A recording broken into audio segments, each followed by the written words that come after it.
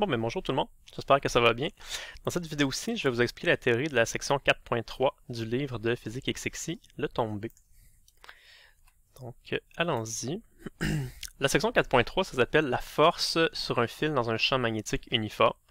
Donc, évidemment, on parle là, de la force magnétique. Hein. Ce qu'on va apprendre dans cette section-ci, c'est que quand vous avez un fil électrique qui est parcouru par un certain courant I, donc un courant électrique, si ce fil-là se trouve dans un certain champ magnétique, ben, le fil va ressentir une certaine force magnétique. Okay.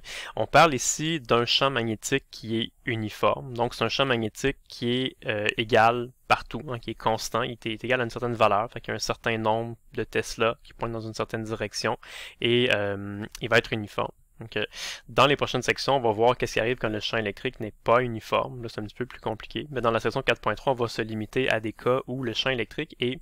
pas le champ électrique, pardon, le champ magnétique est uniforme. Okay. Et on a des formules qui nous permettent de calculer cette fameuse force-là qui va agir là, sur notre bout de fil électrique. On va les voir dans quelques instants. Mais d'abord, je voulais juste vous rappeler, là, évidemment, que partout là, tout au long du chapitre 4, c'est super important de toujours garder en mémoire et de se rappeler là, ce qu'on a vu à la section 4.1, c'est-à-dire là, bon, les forces là, qui agissent sur les particules, avec les symboles ici qu'on va utiliser tout le temps, là, les symboles pour dire quelque chose qui rentre dans l'écran ou quelque chose qui sort de l'écran, et la fameuse règle de la main droite, donc on va utiliser tout le temps pour déterminer là, dans quel sens va pointer la force. On avait utilisé à la section 4.1 pour déterminer dans quel sens pointait la force exercée sur une particule. Puis vous allez voir que on va le faire aussi dans la section qu'on voit maintenant, la section 4.3, pour déterminer dans quel sens est-ce que la force va agir sur notre fil électrique. Okay, on verra ça en détail tout à l'heure. Mais d'abord, avant de commencer, je vais juste là vous montrer que oui, il y a bel et bien une force magnétique qui va agir sur un fil électrique quand celui-ci est parcouru par un courant. J'ai trouvé une petite vidéo sur Internet. Honnêtement, c'est pas la meilleure vidéo, mais en tout cas, ça va quand même juste vous montrer quand même que ça fonctionne. Ici, vous avez un petit générateur de courant. Vous voyez, il y a deux fils, un fil rouge et un fil noir, qui sont branchés ici. Et en fait, ça alimente un fil électrique. On voit pas très bien, là, mais c'est pas vraiment grave. C'est que juste ici, il y a un fil électrique. Okay, qui peut être parcouru par un certain courant. Les deux espèces de plaques noires que vous voyez là, ce sont des aimants. Donc en ce moment, il y a un fil électrique qui se trouve là entre deux aimants.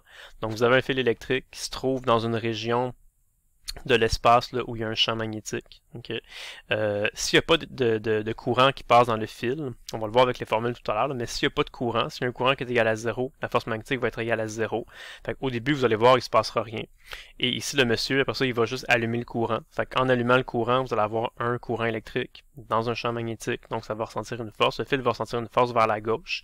Et ensuite, le monsieur, ce qu'il va faire, c'est qu'il va juste inverser là, le fil rouge et le fil noir. Donc ça va envoyer du courant dans le fil, mais dans le sens contraire. Et là, cette fois-ci, le fil va être poussé vers la droite. Okay. Comme je vous dis, en tout cas, vous allez voir, c'est pas la vidéo qui est la plus qui est nécessairement la plus claire, là.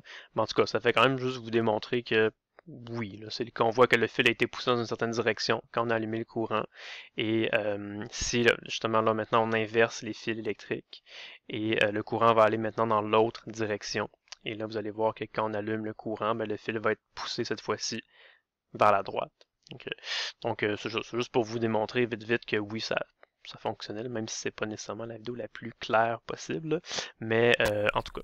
Fait que vous êtes au moins convaincu, là, vous l'avez vu, que oui, c'est vrai là, que quand il y a un courant électrique qui se promène dans un fil et que ce fil-là est dans un champ magnétique, il va ressentir une certaine force. Puis si on inverse le sens du courant, ça va inverser le sens de la force. Okay. Mais voyons les deux formules qui nous permettent de le calculer, justement, exactement, cette force-là, c'est égal à quoi? Fait que vous avez deux formules ici qui sont... c'est comme deux versions de la même formule, si vous voulez. Ici, vous avez l'équation qui est écrite sous forme vectorielle. Donc, il dit que le vecteur force magnétique qui va agir là, sur votre fil électrique parcouru par un courant I, ça va être égal à votre courant I et fois le produit vectoriel de deux vecteurs, le vecteur L et le vecteur B. Okay.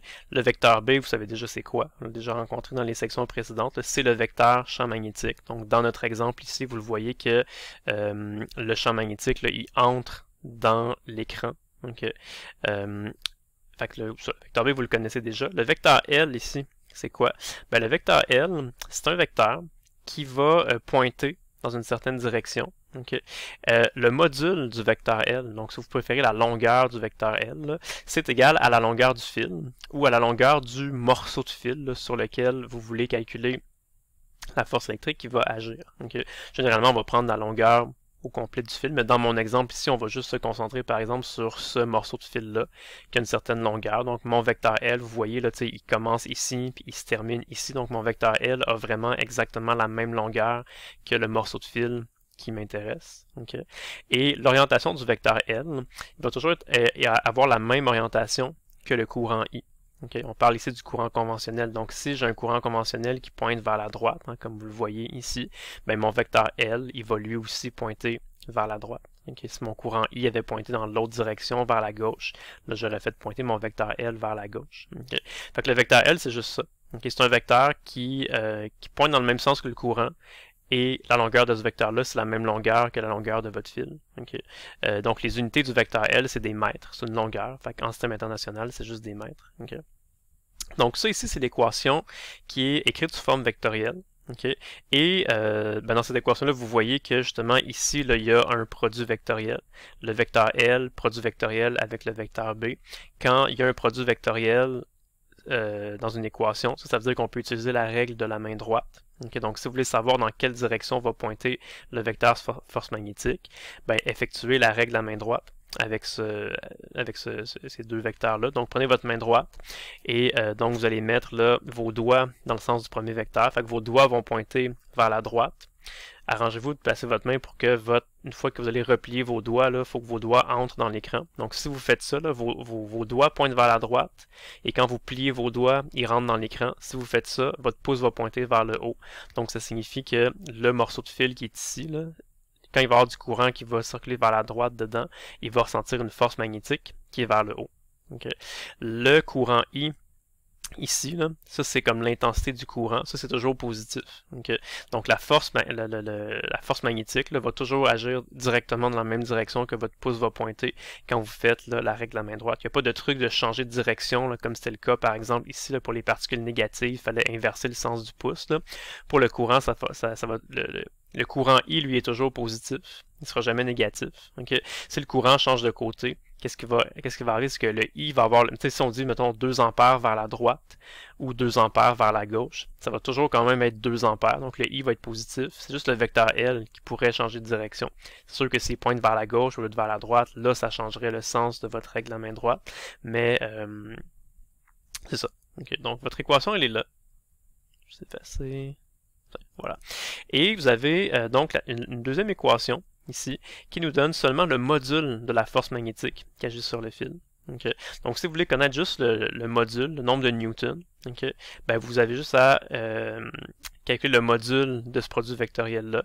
Le module d'un produit vectoriel, c'est tout le temps là, le module du premier vecteur fois le module du deuxième vecteur fois le sinus de l'angle qu'il y a entre les deux, qu'on a appelé θ LB. Donc c'est vraiment l'angle qu'il y a entre le vecteur L et entre le vecteur B. Okay. Dans mon exemple ici, l'angle serait 90 degrés, hein, parce que mon vecteur L, il pointe vers la droite. Mon vecteur B, il entre dans l'écran. Donc là, il y aurait un angle exactement de 90 degrés entre les deux, et sin de 90 degrés, ça donne 1. Okay. Voilà. Donc ça, c'est les deux équations, en fait, qui sont importantes dans la section 4.3. Donc ce sont ces équations-là qu'il faut apprendre à utiliser là, correctement. Okay. Je vais juste vous faire une petite démonstration de comment on peut obtenir ces formules-là, d'où ils viennent ces formules-là. Okay. Vous allez voir que c'est juste utiliser des concepts qu'on a déjà vus, mettre tout ça ensemble, et les formules vont juste arriver là, naturellement. Okay. Juste vous dire par exemple que si on regarde notre petit morceau de fil ici, quand je dis qu'il y a un courant conventionnel là, qui pointe vers la droite, on se rappelle qu'est-ce que ça veut dire pour vrai, c'est que quand on dit qu'un courant conventionnel pointe vers la droite, on le sait, là, dans la vraie vie, ce qui arrive, c'est que ce sont des électrons qui vont voyager dans le sens contraire. Fait que si je dis un courant conventionnel qui pointe vers la droite, on peut imaginer dans notre tête là, comme si c'était des particules positives qui se déplaçaient vers la droite.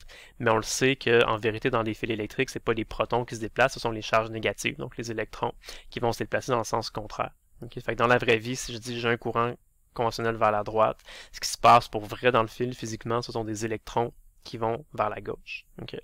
Voilà, fait que maintenant qu'on sait ça, okay, si j'ai un électron qui se déplace vers la gauche dans mon fil électrique, okay, ben ça, on sait quoi faire avec ça. On a vu à la section, la section 4.1, on a vu que quand on a une particule chargée qui se déplace là, avec une certaine vitesse dans une zone où il y a un champ magnétique, la particule va ressentir une certaine force magnétique qui va être égale à la charge de la particule fois le produit vectoriel du vecteur B avec du vecteur V avec le vecteur B. Okay. Donc si on effectue notre règle à main droite comme ça, vos doigts pointent vers la gauche. Vous repliez vos doigts pour qu'ils rentrent dans l'écran, parce que le champ magnétique rentre dans l'écran. Donc si vous faites ça correctement avec la règle de main droite, ça vous donne un pouce qui pointe vers le bas. Mais comme que c'est un électron et qu'il a une charge négative, ça inverse le sens du pouce. Ça inverse le sens du pouce, donc votre force magnétique, elle va pointer vers le haut. Okay. Ça veut dire que chaque électron dans le morceau de fil qui nous intéresse va avoir une force magnétique vers le haut. Et c'est sûr que s'il y a plusieurs électrons qui se déplacent dans votre fil, puis que chaque petit électron ressent une force magnétique vers le haut, ben en bout de ligne, là, vos électrons ils font partie du fil. Fait que si les électrons sont poussés vers le haut, ben ça veut dire que le fil aussi est poussé vers le haut. Les électrons ils composent le fil, là, ils font partie du fil. Fait que si toutes les parties, s'il y a plusieurs parties dans le fil qui se font pousser vers le haut, ben le fil en entier se fait pousser vers le haut. Okay. Fait que dans la vraie vie, là, physiquement, qu'est-ce qui se produit? C'est exactement ça. Fait que c'est vraiment cette formule-là qu'on a vu dans la section 4.1 qu'on applique. Fait que chaque petit électron ressent une force magnétique vers le haut et on peut tout combiner ça ensemble, là, puis faire, mettons, l'addition vectorielle de toutes ces forces-là et considérer que, dans le fond, le fil au complet, là, le morceau de fil ressent une force magnétique totale là, qui est dirigée vers le haut, qui serait en fait l'addition de toutes les petites forces magnétiques que chaque électron ressent. Okay. Fait que si on part même de cette formule-là, okay, puis qu'on veut appliquer ça à la situation qu'on a là, la charge Q qui va se déplacer ici, ben ce serait là égal au nombre d'électrons que j'appelle N majuscule. Fait que le nombre d'électrons fois la charge d'un électron. Un électron, ça a une charge négative, là, ça a une charge qui est égale à moins 1.6 fois 10 à la moins 19, c'est ça. Donc moins E. E, c'est la charge élémentaire. Okay. Ça, c'est la charge électrique qu'on va avoir là. Le vecteur V, okay, ce serait le vecteur vitesse du déplacement des électrons, okay, que j'ai indiqué ici, un petit vecteur qui pointe vers la gauche. Donc ce vecteur V-là, il serait égal à quoi finalement? Ben, il serait juste égal à moins le vecteur L divisé par un certain intervalle delta t. Okay? Parce que on peut dire que dans un certain intervalle delta t, nos électrons le passent d'ici à ici. Donc ils se déplacent d'un certain nombre de mètres et divisé par un certain delta t. Et la distance, le déplacement en fait qu'ils font, c'est égal à moins L, hein, parce que c'est le vecteur L changé de direction. Le vecteur L, lui, pointe vers la droite, dans mon exemple, mais on sait que les électrons, eux, ils vont vers la gauche. Fait qu'ils se déplacent là, dans une direction qui est exactement la direction contraire du vecteur L. Fait que le vecteur vitesse, ce serait juste moins le vecteur L divisé par delta t. Donc si on réécrit cette équation-là, puis qu'on substitue le Q par moins NE et V par moins L sur delta t, on obtient ça ici comme équation. Okay. Et ça, on peut juste simplifier ça. Premièrement, vous voyez que les deux signes négatifs vont juste s'annuler, parce que moins 1 fois moins 1, ça donne 1. Et tous les chiffres là, qui ne sont pas des vecteurs, on peut juste les regrouper ensemble, les multiplier ensemble. Fait que ça va faire n fois e sur delta t. Et il va nous rester le produit vectoriel là, du vecteur L avec le vecteur B. Okay. Et ici, qu'est-ce que vous avez? Ben, ne sur delta t. C'est quoi ça? N fois E, c'est le nombre de fois la charge élémentaire divisé par delta t. Fait que ça correspond, dans le fond, à la charge électrique en coulomb qui va se déplacer là, dans ce morceau de fil-là en un certain delta t. Et la charge divisée par delta t, c'est exactement la définition du courant électrique. Le courant électrique qui se déplace dans un fil, c'est égal à la charge électrique divisée par un certain intervalle de temps. Donc, c'est les unités, là, ce sont des coulombs. Je ne vais peut-être pas écrire égal, mais en tout cas, les unités, ce sont des coulombs par seconde. Puis des coulombs par seconde, c'est ça qu'on appelle des ampères. Fait que c'est véritablement ça la définition là, du courant électrique. Fait que N fois E, c'est la charge électrique qui est passée dans un certain delta t. Fait que ça ici, c'est juste égal au courant I. Okay. Fait que vous voyez que juste en partant de l'équation qu'on a vue à la section 4.1, on est capable de développer ça un petit peu et l'équation qui nous dit donc que la force magnétique qui va agir sur votre fil va être égale à ça ici, le courant multiplié par le produit vectoriel du vecteur L avec du vecteur B. C'est ça l'équation qu'on a ici puis qu'on voit là maintenant dans notre section 4.3. Okay. C'est juste pour vous démontrer d'où vient cette équation-là. Okay. Puis en passant là, à l'étape ici, quand les deux signes négatifs s'annulent, qu'est-ce que ça veut dire? Ben, ça veut dire que ça ça nous renseigne un petit peu aussi sur le courant conventionnel. Okay? Parce que si on disait qu'on avait des charges négatives qui se déplacent vers la gauche, le vecteur qu'on avait appelé -L, et le fait que les deux signes s'annulent, puis que ça donne quelque chose de positif, okay? Qu'est-ce que ça signifie? Ben, ça vous montre justement le courant conventionnel. Hein? Ça vous dit que avoir des charges négatives qui se déplacent dans une direction, négative dans ce cas-ci. Fait avoir des charges négatives qui se déplacent vers la gauche, mathématiquement, là, algébriquement, ça revient exactement au même que d'avoir des charges positives qui se déplacent vers la droite. Puis avoir des charges positives qui se déplacent vers la droite, c'est ça qu'on imagine dans notre tête là, quand on parle de courant conventionnel. Okay. Fait que, en tout cas, juste pour dire que ça revient exactement au même, puis que tout fonctionne bien. Là. Et en tout cas, fait que ça vous montre d'où vient cette équation-là. Okay. Donc, c'est ça. Fait qu'une fois qu'on connaît l'équation, il faut juste faire attention de bien l'utiliser. Okay? De ne pas se mélanger, de faire la règle à la main droite correctement pour savoir dans quelle direction ça va pointer et de calculer correctement les trucs ici là, pour être capable de calculer le module de la force. Okay? Donc, généralement, ce qu'on fait, c'est qu'on utilise cette équation-là ici pour calculer le module de la force. On va être capable de trouver notre force magnétique va être égale à combien de newtons. Et après ça, on regarde notre schéma, on applique la règle à main droite et on va être capable de déduire dans quelle direction est-ce que notre force va pointer. Okay. Je vais faire avec vous la situation 1.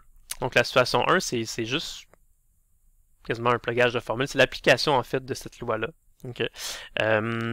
Donc, je vais juste le lire rapidement. Fait qu'on dit à l'aide d'une pile, on fait circuler un courant de 2 ampères. Okay? Fait qu'on a un courant ici dans un fil rectiligne allant du point 0,0 au point x égale 3, y égale à 4. Fait que vous voyez le morceau de fil qui est ici, dans un plan XY. Fait que ça ici, c'est l'origine. Et l'autre extrémité du fil est au point justement là, x égale 3, y égale à 4. Okay? On décide de déterminer la force magnétique que subit le fil lorsqu'il est plongé dans un champ magnétique uniforme. Puis là, on a 3 numéros A, B, C. Qu'est-ce qui va changer entre le numéro A, le numéro B et le numéro C? C'est la direction du champ magnétique. Fait que vous voyez, dans tous les cas, ça va être un champ magnétique là, qui a un module de 0.2 Tesla.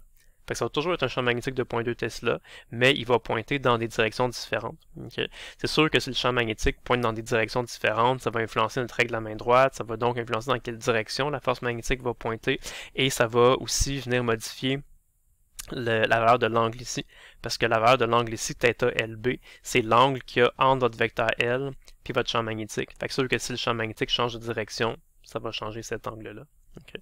Je vais faire les 3 numéros avec vous. Okay. Mais juste, une chose qu'on peut faire tout de suite, là, ce serait, bon, mettons, si on veut calculer le module de la force, okay, ben, le courant I, on le connaît, c'est 2 ampères. L, ce serait la longueur du fil. Okay. Donc ici, la longueur du fil, on ne la connaît pas directement, mais on connaît les deux extrémités qui sont dans un plan cartésien. Fait que techniquement, ce qu'on pourrait faire, ce serait de faire un Pythagore. Okay, on pourrait dire que la longueur de notre fil, c'est égal à la racine carrée. On pourrait voir ça comme une espèce de triangle rectangle. On pourrait dire que la longueur du fil, c'est comme l'hypoténuse d'un triangle rectangle, dont la base mesure 3 et la hauteur mesure 4. Okay, fait qu'on dirait que c'est la racine carrée de 3 au carré plus 4 au carré. Okay. Mais ici, qu'est-ce que ça va donner? On s'est arrangé un peu, c'est le triangle rectangle 3, 4, 5. Le triangle rectangle le plus simple là, qui existe. Fait que c'est sûr que la longueur de notre fil, ça va être égal à 5 mètres. Okay. Si ça n'avait pas été des chiffres qui arrivent juste, on aurait juste pu faire le Pythagore comme ça, on aurait trouvé la longueur de notre fil. Fait que si vous connaissez le courant, la longueur de votre fil, le module du champ magnétique que nous, on connaît, ça va être 0.2 Tesla tout le temps. Okay. Il vous reste juste à regarder c'est quoi l'angle que vous allez avoir ici. Okay. Pour le numéro A, qui correspond au schéma que je vous ai montré ici, si vous avez votre fil là, qui pointe dans cette direction-là, avec le courant qui va voyager dans cette direction-là, fait que votre vecteur L va pointer dans cette direction-là, fait que ça va pointer en haut à droite, dans le même sens que le courant conventionnel, et que pour le numéro A, là, vous avez que votre vecteur pointe vers la droite, en point 2i. Fait que I, c'est dans la même direction que l'axe X. Fait que vous voyez les lignes de champ magnétique, là, ils pointent vers la droite. Donc l'angle qu'il va y avoir entre votre vecteur L et votre champ magnétique, ce serait l'angle qui est ici, qui est déjà indiqué pour vous, là, θ LB. Donc c'est l'angle qu'il y a entre le vecteur L et le vecteur B. Cet angle-là ici est égal à quoi? En fait, cet angle-là, ce serait exactement le même angle que l'angle alpha qui est là, hein, c'est exactement le même angle. Fait que l'angle alpha, on pourrait le calculer facilement. C'est dans un triangle rectangle. La hauteur du triangle, c'est 4, la base, c'est 3, puis on cherche l'angle ici. Donc notre angle alpha, ce serait tout simplement égal à l'arc tangente. On pourrait dire que tangente de alpha est égal à 4 sur 3. Donc notre angle alpha, ça va être tout simplement égal à l'arc tangente de 4 divisé par 3. Okay. Et l'arc tangente de 4 divisé par 3, ça donne un angle de 51,3 degrés. Okay. Fait que notre angle alpha ici, qui est aussi le θ LB, c'est 51,3 degrés. Je peux dire que c'est égal à θ LB. Okay. Donc, on connaît tout. Fait qu'on pourrait juste calculer ça. Je ne vais pas faire les calculs avec vous, ils sont faits de toute façon dans le livre, là. Mais on peut calculer ça. On obtient la force magnétique, qui est en Newton. Et là, pour savoir dans quel sens pointe cette force-là, il faut appliquer la règle à la main droite. Okay. Donc, si on applique la règle à la main droite ici, on fait pointer nos doigts dans la direction du vecteur L. On replie nos doigts pour que nos doigts pointent dans le sens du champ magnétique. Et quand on fait ça correctement avec notre main droite, là, ça nous fait un pouce qui entre dans l'écran. Donc ça veut dire que notre force magnétique va pointer là, en entrant dans l'écran. Si on regarde notre schéma, là, on a l'axe X qui pointe vers la droite, l'axe Y qui pointe vers le haut, l'axe Z, lui, il sort de l'écran, mais notre force magnétique, elle va rentrer dans l'écran. Donc elle serait là elle pointerait là, dans la direction moins K. Okay. Donc elle va entrer dans l'écran. Donc elle pointerait dans le sens contraire de notre axe Z. Okay. Donc c'est ça. Fait que vous pouvez calculer le module de la force, puis vous savez qu'elle va pointer dans la direction moins K. Donc vous allez être capable d'écrire juste le vecteur force magnétique qui va être la résultante de tout ça. Okay. Si on regarde le numéro B, fait que c'est la même question, même fil, là, même position, tout ça. La seule affaire qui change, c'est que votre champ magnétique il est maintenant égal à 0.2 J Tesla. Donc le champ magnétique il pointe maintenant vers le haut, okay, dans la direction de l'axe Y. Donc le I n'aura pas changé. La longueur de votre fil n'aura pas changé. Le module du champ magnétique, ça aurait pu changer, mais là, ça n'a pas changé. C'est encore 0.2 Tesla. L'angle ici va avoir changé, par exemple. Okay. Tout à l'heure, l'angle qu'on avait, c'était l'angle qu'il y avait entre... c'était cet angle-là ici. Okay. Là, comme notre champ magnétique a changé de direction, l'angle qu'on cherche, c'est toujours l'angle entre le vecteur L et le vecteur B. Notre vecteur L, il pointe encore en haut à droite, comme ça. Comme notre vecteur B pointe vers le haut, l'angle qu'on cherche, c'est l'angle qu'on a ici. Okay. C'est quoi cet angle-là? On peut le calculer facilement aussi, parce qu'on pourrait dire que cet angle-là ici, c'est le même angle que l'angle ici. On pourrait dire que cet angle-là, c'est l'arc tangente de 3 sur 4. On pourrait faire ça aussi. Okay. Mais tout à l'heure, on a trouvé l'angle alpha. L'angle alpha, c'était 51,3 degrés. Okay. Et ici, on voit juste par le... C'est sûr que ce gros angle-là, c'est 90 degrés. Fait que l'angle ici qu'on a besoin, ça va être juste 90 degrés moins alpha. Okay. Donc 90 degrés moins alpha. Notre alpha, tantôt on l'a calculé, c'était 51,3 degrés. Donc si vous faites 90 moins 51,3 degrés, ça va donner 36,9 degrés. Donc ce serait ça l'angle θ LB qu'on a besoin dans pour faire ce calcul-là. Ça ne donnerait pas exactement la même force en Newton que pour le numéro A. Donc ça va être légèrement différent. Puis la direction, dans quel sens va pointer la force magnétique dans cet exemple-là, il faut faire la règle à main droite. Okay? Fait que vous avez vos doigts que vous allez pointer dans le sens là, du vecteur L et vous arrangez pour replier vos doigts pour que vos doigts pointent vers le haut, dans le sens là, du champ magnétique. Et si vous faites ça correctement avec votre main droite, vous allez voir que vous allez avoir un pouce qui sort de l'écran. Et si vous sortez de l'écran, votre force magnétique, ça veut dire qu'elle se dirige dans le même sens que l'axe Z. L'axe Z, c'est dans la direction K. Fait que votre force magnétique va pointer dans la direction plus K, dans le vecteur unitaire. Dans la direction du vecteur unitaire plus K. Okay. Donc voilà pour le numéro B. Le numéro C, c'est un petit peu plus difficile. Okay. Ça dépend. En tout cas, d'une certaine façon, il est plus difficile. D'une certaine façon, il est plus facile aussi. En tout cas, vous allez voir. Là. Fait que même situation. Okay. Même morceau de fil, tout ça. Sauf que cette fois-ci, notre champ magnétique, il vaut 0.2 K Tesla. Donc, il vaut encore 0.2 Tesla. Mais il pointe... dans la même direction que l'axe Z, donc il sort de l'écran. C'est représenté par les petits symboles, là, comme ça, avec les ronds. Fait qu'on fait le calcul comme d'habitude. On connaît la valeur de I, la valeur de L, c'est encore 5 mètres, la valeur de B, c'est encore 0.2 Tesla. Quel angle on va prendre ici, comme θ LB? Votre vecteur L, il est dans le plan XY, okay? Mais votre vecteur B, lui, il sort de l'écran. Fait que l'angle qu'il y a entre les deux, c'est 90 degrés. parce que le vecteur L il est dans le plan XY, le vecteur B il est le long de l'axe Z, donc il y a 90 degrés entre les deux. Et là, ça c'est facile pour les calculs, parce que si votre angle θ LB est égal à 90 degrés, ben ici vous faites sin de θ LB, donc sin de 90. Sin de 90 degrés, c'est juste égal à 1. Fait que ce terme-là va juste être égal à 1. Fait que le module de votre force magnétique, ça va juste être égal à I fois L fois B. Okay. Donc 2 ampères fois 5 mètres fois 0.2 Tesla, ça va vous donner votre module en Newton. Okay. Maintenant, pour savoir dans quelle direction ça va pointer, un petit peu plus difficile que les deux autres, parce que dans les deux autres cas qu'on a fait, le numéro A et le numéro B, pour le numéro A, la direction du champ magnétique c'était juste en moins K. La direction du champ magnétique pour le numéro B c'était en plus K. Donc ça donnait que c'était directement aligné le long d'un des trois axes, dans ce cas-ci l'axe Z. Okay. Ça ne sera pas toujours le cas. Votre force magnétique ne va pas toujours pointer directement dans un des axes, okay, comme c'est le cas ici. Parce que là, si vous faites votre règle à la main droite, pensez-y, vous mettez vos doigts dans la direction du vecteur L, vous repliez vos doigts dans la direction du champ magnétique là, qui sort de l'écran, et quand vous allez faire ça, vous allez voir que ça va vous donner un pouce qui va pointer en bas à droite. Okay? Fait que votre pouce ne pointera pas directement selon l'axe X, selon l'axe Y ou selon l'axe Z, il va pointer en diagonale. Okay. Fait que votre force magnétique va pointer dans cette direction-là. Okay. Et comment savoir exactement dans quelle direction elle va pointer? Ben, il faut se rappeler que quand vous effectuez le produit vectoriel, là, votre force magnétique que ça va vous donner, elle va toujours être perpendiculaire à ces deux vecteurs-là. Parce qu'en fait, c'est les deux vecteurs que vous multipliez ensemble là, par produit scalaire, c'est comme si ces deux vecteurs-là formaient un plan et votre vecteur force magnétique va être perpendiculaire à ce plan-là. Fait que si le vecteur force magnétique est perpendiculaire à ce plan-là, ça veut dire que votre vecteur force magnétique, il va être perpendiculaire au vecteur L, et votre vecteur force magnétique, il va être aussi perpendiculaire au vecteur B. Okay.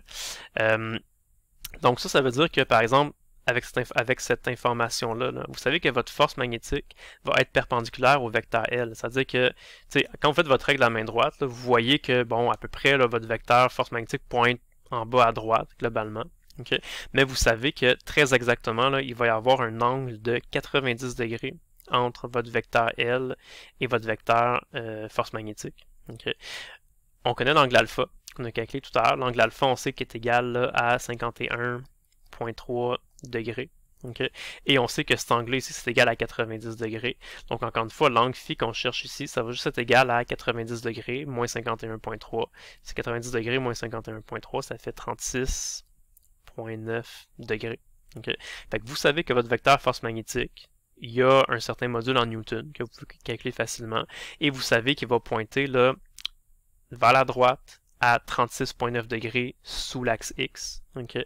Et maintenant que vous savez ça, ben vous connaissez le vecteur sous forme polaire. Hein? Vous connaissez son module et vous savez dans quelle direction il va pointer. Fait que si vous voulez l'écrire en composante cartésienne, vous avez juste à le décomposer. Fait que dans le fond, composante X, ça va être votre module fois le cos de 36,9 degrés. Et la composante en Y, ça va être votre module fois le sinus de 36,9 degrés qu'on va mettre en négatif. Hein, parce que la composante en Y va pointer vers le bas. Okay. Fait que je viens de vous expliquer de manière un peu qualitative là, les trois exercices, les numéros A, B et C de la situation 1. Si vous voulez les avoir en détail là, avec les calculs, c'est fait dans le livre, là, mais sur cet écran-là, c'est résumé un petit peu. Okay.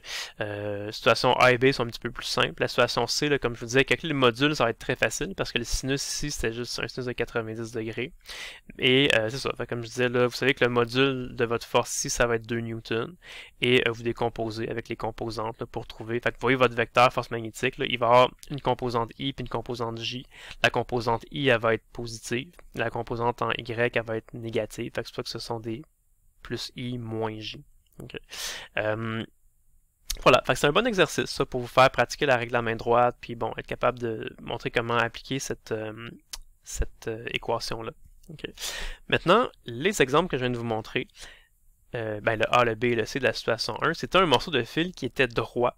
Okay. Parfois, on va vous demander de calculer la force magnétique résultante qui agit sur un morceau de fil qui n'est pas nécessairement droit. Hein. Ça pourrait être un fil courbé, par exemple. Puis même, vous allez voir dans quelques instants, on va être capable de le faire aussi pour des fils qui auraient une forme quelconque. Okay. C'est quand même quelque chose d'assez régulier, là, un demi-cercle. Vous allez voir que c'est pas obligé d'être aussi simple que ça comme forme. Okay. Donc, si on lit la question, on dit ici que ça, c'est la situation 2. Fait que c'est un courant I qui circule dans un fil en forme de demi-cercle, de rayon R, hein, comme on le voit ici. Le fil est plongé dans un champ magnétique dont le module est B et il est perpendiculaire au plan du demi-cercle. Donc, c'est un champ magnétique qui entre dans l'écran. Donc, dans la direction moins Z ou moins K. Okay. On désire déterminer le module de la force magnétique subie par le fil. Okay. Ben, ici, ce que je vais faire, c'est que je vais le faire par intégrale. Okay. Et ça va peut-être vous sembler un petit peu compliqué, okay, mais inquiétez-vous pas, vous allez voir que quand on va arriver au résultat, là, on va se rendre compte que c'est beaucoup plus simple que ce qu'il n'y paraît. Okay. Fait que si on voulait le faire par intégrale, ce qu'il faudrait faire, c'est qu'on pourrait diviser notre fil là, en plein de petits éléments infinitésimales de longueur, des L. Okay. Faut faire ça parce que là, le vecteur L, il va changer tout le temps. Le petit morceau infinitésimal ici, son vecteur L va pointer dans cette direction-là. Mais le petit morceau ici, son élément infinitésimal, le vecteur L va pointer dans cette direction-là. Puis le bout qui est ici, le vecteur L va pointer dans cette direction-là. Fait que vous voyez, le vecteur L, il change à chaque fois. Okay. Fait que c'est pour ça qu'il faut faire une intégrale. Okay. Mais bon, fait que si on l'imagine, qu'est-ce qui arrive? Okay. Mettons pour ce petit morceau de fil-là, qu'on pourrait appeler un élément infinitésimal de longueur qu'on va appeler dl. Ce petit morceau de fil-là va ressentir une force infinitésimale df. Okay? Puis si on se met à tracer tous les petits morceaux df comme ça, le petit morceau qui est ici il va ressentir un petit élément df par là. Le petit morceau que là, il va ressentir un petit élément df par là. Lui, un petit élément df par là, et ainsi de suite. Les morceaux qui sont là vont ressentir des éléments df vers la gauche, okay, en diagonale comme ça. Qu'est-ce qui va arriver, c'est que, si vous l'imaginez dans votre tête, là, vous allez voir que quand on va faire la somme de tout ça, okay, comme le problème est relativement symétrique, c'est que quand on va décomposer chaque vecteur df en composantes x et y, c'est que toutes les composantes en x vont s'annuler, parce que tous les vecteurs qui sont, mettons, ici là, à droite, dans ce quart de cercle-là, ils vont tous avoir des petites composantes en x qui sont positives, alors que les éléments des f qui sont à gauche ici vont tous avoir des éléments des x qui vont être négatifs. Fait que ça, tous les éléments x vont tous s'annuler. La somme de tous les éléments x va donner 0. Par contre, tous les éléments y, toutes les composantes en y, ça va tout pointer vers le haut. Donc, toutes les composantes en y vont s'additionner ensemble. Fait que, bref, on est capable de déduire que notre force totale là, qui va agir sur ce demi-cercle-là, c'est juste une force qui va pointer vers le haut, qui va juste être la somme de tous les éléments en Y. Fait que c'est pour ça qu'on va dire que la force totale qui agit sur notre fil, ça va être juste la somme de toutes les composantes en Y. Okay. On n'a pas fait l'intégrale en X parce qu'on sait tout de suite que l'intégrale en X, ça donnerait 0 de toute façon. Okay. Ici, ce qui arrive, c'est que vos éléments dl sont toujours situés quelque part là, dans le plan XY et votre vecteur B, lui, il rentre dans l'écran. Donc, il est toujours à 90 degrés de votre l'angle θ LB, c'est toujours égal à 90 degrés pour tous les éléments des L ici. Et c'est une 90 degrés, ça donne 1. Okay, donc il nous reste juste à faire ça. Puis le cos alpha, il vient du fait qu'on décompose chaque élément des F pour garder seulement sa composante en Y. On pourrait imaginer un angle alpha qui est ici, qui va varier de moins 90 degrés à plus 90 degrés. La composante en Y, ça va être juste ça ici, fois le cosinus de alpha. L'angle alpha, il est comme ici. Fait que c'est ça qu'il faut intégrer. Fait que la force totale va pointer vers le haut et ça va être l'intégrale de toutes les composantes de dFy. Fait qu'il faut intégrer I fois dl fois B fois cos alpha. Okay. L'élément dl, on peut le changer par R fois d alpha. Okay. Ça vient là, je vais peut-être écrire ici. Là. Pas ça. Ça vient d'un cercle trigonométrique. Et quand vous avez là, un cercle trigonométrique, là, quand vous regardez un certain angle θ en radian, cet angle-là va sous-tendre là, un certain arc de cercle qui va avoir une certaine longueur L. Okay? Et votre cercle, là, il y a un certain rayon R. Okay? Et on sait que par exemple, quand vous faites un tour complet, okay, ça va vous faire là, une circonférence de, mettons, on sait que la circonférence d'un cercle, c'est 2πr. Okay. En fait, ce qui arrive, c'est que la longueur de l'arc de cercle, okay, en fait, je pourrais peut-être dire ça, je pourrais peut-être le dire d'une autre façon, c'est que la définition d'un angle en radian, là, la définition d'un angle en radian, c'est égal là, à la longueur de l'arc de cercle qui est sous-tendu par cet angle-là, divisé par le rayon de votre cercle. C'est comme la définition d'un angle là, en radians. Fait qu'on pourrait dire que la longueur d'un arc de cercle, si on isole L, la longueur d'un arc de cercle, ça va être votre angle en radians multiplié par le rayon de votre cercle. Ça marche pour n'importe quel angle. Fait que si vous avez un angle de tant de radians, ça va correspondre à une longueur d'arc de cercle de votre angle en radians multiplié par R. Okay. Les angles en radians, c'est pas noté en degrés, hein, ça le dit, c'est noté en radians. Et par exemple, un tour complet, 360 degrés, là, ça correspond à un angle de 2 pi radians. Fait que si vous voulez savoir c'est quoi la longueur d'un arc de cercle quand on fait un tour complet, ben c'est égal à votre angle en radians multiplié par le rayon du cercle. L'angle en radians, ce serait 2 pi, par exemple, okay, fois le rayon du cercle. Fait que c'est de là que ça vient que la circonférence d'un cercle, c'est 2 pi r. Okay. Mais bon, bref, tout ça pour vous dire que la longueur ici de l'arc de cercle, ça c'est comme L égale à θ fois R, mais on pourrait écrire ça en élément infinitésimal, fait qu'on pourrait dire que, mettons, l'élément dl, okay, ça va être égal à dθ fois R. Okay. Le R, lui, ne changera pas. Le R, c'est une constante. Le R, c'est le rayon de votre cercle. Même si vous prenez un très petit là, angle θ, un élément, là, un petit angle dθ, ça va vous faire un très petit arc de cercle qu'on pourrait appeler dl. Okay? Donc en tout cas, dl ça va être égal à dθ fois r. On écrit souvent ça là, comme étant là, dl est égal à r fois dθ. Okay. Fait que dans notre équation, dans notre intégrale, là, on va retourner dans 2 secondes, on va pouvoir changer dl par r dθ. L'angle, nous, on l'a appelé, je pense, alpha. Là, fait qu'on va dire que dl est égal à r fois d alpha. C'est ça qu'on va utiliser pour remplacer notre dl à la étape précédente. Okay. Donc, vous voyez ça qu'on a fait. On a remplacé dl par r fois d alpha. Fait que r, c'est juste le rayon du cercle. Okay. Et quand on fait ça, ça va nous permettre de sortir toutes les constantes de notre intégrale. Fait que I, c'est juste le module du courant, c'est constant. R, c'est le rayon du cercle, ça va être constant pour tous les éléments dl. Le champ magnétique aussi, c'est une constante. Fait que I, B fois R, ça sort de notre intégrale. Il nous reste juste à intégrer cos alpha, d alpha. Et nos bornes d'intégration, là, si vous regardez votre angle alpha, il va varier. Il va commencer ici, puis on va faire tous les éléments, là, puis on va aller jusqu'à ici. Donc votre angle alpha, si ça c'est 0, là, il va varier de moins 90 degrés à plus 90 degrés. Mais comme on fait une intégrale en radians, là, fait que ça va être de moins pi sur 2 jusqu'à plus pi sur 2. Okay. L'intégrale de cos alpha, c'est juste égal à sin alpha. Okay. Donc vous avez sin alpha que vous évaluez de moins pi sur 2 à pi sur 2. Okay. Fait que ça fait sin de pi sur 2. Je peux bien l'écrire là. Fait que ça va faire sin de pi sur 2. Puis là, on soustrait sin de moins pi sur 2. Okay. Sin de pi sur 2, c'est comme sin de 90 degrés, ça donne 1. Puis là, on soustrait sin de moins pi sur 2. Sin de moins 90, ça donne moins 1. Puis 1 moins 1, ça donne 2. Okay. Fait que c'est pour ça que toute cette intégrale-là, là, finalement, ça donne juste 2. Okay. Fait que la réponse, ça va être 2 fois I fois B fois R. Okay. Fait que c'est ça. J'ai fait l'intégrale avec vous. Okay. Je vais montrer un peu comment la faire. Ce que ça donne comme résultat, ça donne ça ici. Okay. Sauf que ça, là, 2 fois I fois B fois R, là, ça correspond à quoi? Ça correspond exactement à la force magnétique qui aurait agi sur un fil, qui aurait juste été un fil droit, qui aurait parti directement du point P pour aller en ligne droite jusqu'au point Q. Un fil qui aurait transporté le même courant I. Okay. Parce que si on avait voulu là, calculer la force magnétique qui agit sur ce fil-là, qu'est-ce qu'on aurait dit?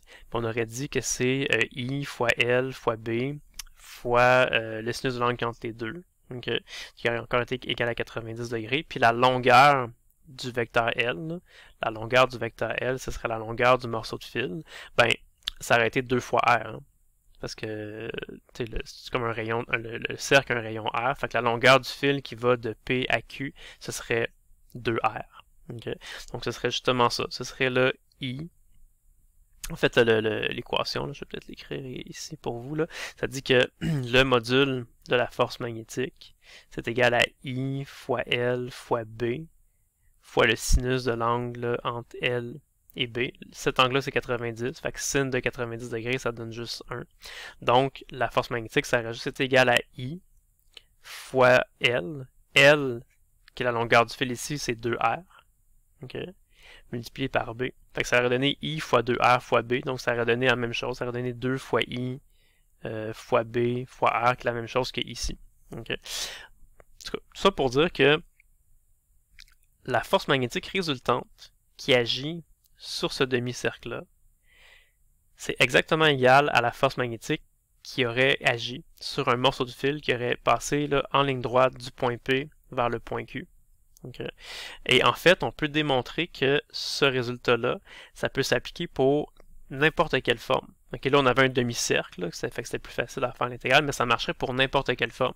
Même un fil bizarre comme ça. Fait que si vous avez un morceau de fil qui part du point P, là, qui monte, qui descend, qui remonte, qui fait des tours, là, qui fait des peu importe, là, calculer, on pourrait démontrer, là, ce serait assez difficile à faire la démonstration, là, fait que ça dépasse un peu le niveau du cours, mais on peut démontrer ça, que si on faisait l'intégrale de tous les petits éléments des L, là, ça donnerait exactement le même résultat que si on calculait directement la force magnétique totale là, qui agit là, sur un morceau de fil droit qui part directement du point P vers le point Q. Okay? Fait que c'est sûr que si on vous demande de faire des problèmes comme ça, commencez pas à faire des intégrales, peut-être que vous savez même pas comment de toute façon, mais dites-vous que si vous avez ça, le résultat que ça va donner, c'est le même résultat que si on vous demandait de calculer la force magnétique là, pour un morceau de fil droit qui part du point P vers le point Q. Okay. Puis ça, vous êtes capable de le calculer avec les formules là, avec la formule qu'on voit à la section 4.3. Fait que ça, vous ne seriez peut-être pas capable de le calculer nécessairement avec des intégrales. Ça, vous êtes capable de le calculer, mais vous savez que la réponse à cette question-là, c'est exactement la même réponse à cette question-là. Okay. J'aime pas même ça faire ça, là, vous dire ah oui, croyez-moi, on peut démontrer ça. C'est juste que ça se démontre, c'est très quand même assez difficile à démontrer là, mathématiquement. Vous n'avez peut-être pas nécessairement toutes les notions mathématiques pour y arriver, pour le comprendre. Okay? Mais en tout cas, sans vous faire une vraie démonstration là, rigoureuse, là, je vais quand même juste vous montrer que c'est pas fou là, cette idée-là, puis c'est quand même un petit peu intuitif d'une certaine façon. Okay, on va faire des cas simples, juste pour vous convaincre en tout cas que ça marche, ce petit truc-là. Okay. Imaginons par exemple que je vous montre ça ici. Je vous dis, là, vous avez un point P ici, vous avez un point Q, il y a un certain courant I là, qui est représenté par les petites flèches rouges. Là. Un courant conventionnel là, qui part du point P puis qui se déplace comme ça. Fait que ce morceau de fil-là, c'est pas un morceau de fil droit, c'est une espèce de fil en forme de U ou de C, là, si vous voulez. Okay. Si je vous demandais de calculer la force magnétique totale qui agit sur ce morceau de fil-là, qui se trouve dans un champ magnétique qui est constant, okay. Qu'est-ce qu'on pourrait faire? On pourrait dans notre tête diviser ce fil-là en 3 petits morceaux. On pourrait dire on a un premier morceau ici, un deuxième morceau, un troisième morceau. On pourrait venir calculer séparément la force magnétique qui agit sur chacun de ces 3 morceaux-là. Puis ce qu'on se rendrait compte, c'est qu'avec notre règle à main droite, là, ce morceau de fil-là, okay, si on met là, le vecteur L pointe vers le haut, dans le même sens là, que le courant électrique, le champ magnétique B, lui, il entre dans l'écran. Donc si on met nos doigts vers le haut avec notre règle à main droite, là, nos doigts dans le sens du vecteur L, on replie nos doigts dans le sens du champ magnétique, ça nous fait un pouce qui pointe vers la gauche. Donc la force magnétique qui agit sur ce petit morceau de fil-là pointerait vers la gauche. Ce morceau de fil-là aurait une force magnétique vers le haut et ce morceau de fil-là aurait une force magnétique vers la droite. Okay. Et si on faisait la somme vectorielle, si on faisait cette force-là, plus cette force-là, plus cette force-là, ben vous voyez que les deux petits morceaux que j'ai dessinés en bleu ici, là, ce vecteur-là et ce vecteur-là s'annuleraient parce que c'est deux morceaux de fil qui ont exactement la même longueur, qui ont exactement le même courant. C'est juste que ici le vecteur L pointe vers le haut, ici le vecteur L pour ce morceau de fil-là pointe vers le bas. Okay, mais ce vecteur-là et ce vecteur-là vont exactement s'annuler. Okay? Donc, ces deux vecteurs-là s'annulent. Qu'est-ce qui resterait? Ben, il resterait juste ce morceau de fil-là avec la force. Donc, ça veut dire que la réponse à la question qu'on s'était posée, c'est quoi la force magnétique totale qui va agir sur un morceau de fil électrique qui fait ça comme ça, en passant du point P au point Q par cette trajectoire un peu compliquée-là. Ça donnerait exactement la même réponse que si on avait juste calculé directement la force magnétique qui agit sur un morceau de fil qui passe directement en ligne droite là, du point P vers le point Q. Okay. On va faire un dernier exemple un petit peu plus compliqué. Si on avait ça comme ça, okay. Là, ça commence à être une forme un peu bizarre. On part du point P, on fait des espèces de tours comme ça, puis on fait comme un gros détour pour aller au point Q. Okay. Mais encore une fois, si on voulait calculer cette affaire-là, là, il n'y a rien qui nous empêche dans notre tête de faire une espèce de raisonnement comme ça. Fait qu'on pourrait dire, ce morceau de fil-là va ressentir une force magnétique vers le bas. Ce morceau de fil-là va ressentir une force magnétique vers le haut. Ces deux morceaux de fil-là vont s'annuler. Ce morceau de fil-là va ressentir une force magnétique vers la gauche, mais le morceau de fil qu'on a ici, force magnétique vers la droite, ça va s'annuler. Okay. Puis on pourrait dire ce morceau de fil-là force magnétique vers le bas, ce morceau de fil-là ici, force magnétique vers le haut. Et vous voyez que tous ces vecteurs-là s'annulent 2 à 2. Okay? La seule chose qui resterait, ce serait ça. Fait que tu sais, vous voyez que si on additionnait ce vecteur-là, plus lui, plus lui, plus lui, plus lui, plus lui, plus lui, qu'est-ce que ça donnerait? Ça donnerait juste celui-là, parce que tout le restant s'annule. Donc, encore une fois, vous voyez que calculer la force magnétique qui agit sur ce morceau de fil-là, qui fait une forme bizarre, ça reviendrait exactement au même que de calculer directement la force magnétique qui agit sur un seul morceau de fil qui passe directement du point P vers le point Q, avec un courant électrique là, qui circule directement du point P vers le point Q. Okay. Donc voilà, je sais que c'est pas une vraie démonstration peut-être super convaincante, élaborée, rigoureuse, tout ça, mais ça vous donne quand même, en tout cas j'espère, une intuition. Ça peut quand même vous convaincre que ça fonctionne cette idée-là. Okay, puis que ça peut fonctionner dans n'importe quelle situation. Il y aurait toujours moyen de trouver là, comme des éléments qui vont s'annuler 2 à 2, et ce que ça donnerait à la fin, ce serait juste l'équivalent de faire ça ici. Okay. Donc, vous êtes chanceux d'une certaine façon parce que ça vous permet de ne pas avoir besoin vraiment de faire d'intégrale. Okay. Vous avez juste à calculer la force magnétique comme si c'était un morceau de fil droit avec un courant qui part du point P ou du point Q. Okay. Quand même juste vous mentionner que ça, là, ce truc-là, que ça ici c'est équivalent à ça, ça fonctionne uniquement dans le cas où vous avez un champ magnétique qui est uniforme. Okay. D'ailleurs, c'est ça le titre de la section 4.3, c'est la force magnétique sur la force sur un fil dans un champ magnétique uniforme. Okay. Si votre champ magnétique n'était pas uniforme, là, ça ne fonctionnerait pas. Ce truc-là ne fonctionnerait pas, puis là, on n'aurait pas le choix de vraiment faire une intégrale. Okay. Fait que rappelez-vous quand même que ce truc-là, c'est cool, puis ça fonctionne bien, mais ça fonctionne uniquement quand votre champ magnétique est uniforme. Sinon, ça ne fonctionnerait pas. Okay. Donc voilà pour la section 4.3. Donc j'espère que ça vous a aidé à mieux comprendre puis à vous permettre de vous pratiquer à faire la règle de la main droite qu'on va continuer à utiliser là, tout au long du chapitre 4. Donc mais voilà, bonne journée et à la prochaine.